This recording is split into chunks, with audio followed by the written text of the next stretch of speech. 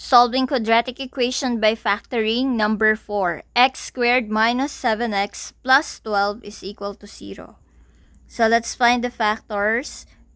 For x squared, we have x times x.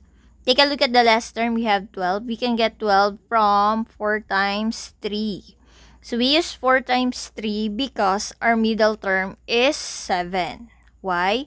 Take a look at the last term. Since the last term is positive and the middle term is negative, this means that our factor is both minus. Ayan. And then, just simply write 4 and 3. Why? 4 times 3 is 12, and when you add 4 and 3, that's 7. So, parehong minus because of the symbols from the given equation, x squared minus 7x plus 12. So, when you add both negative, the answer is negative. And when you multiply both negative, the answer is positive. So, equate natin to 0. X minus 4 is equal to 0. From here, x will be positive 4.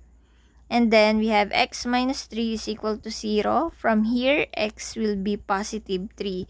Therefore, the roots of our equation are both positive, which are 4 and 3.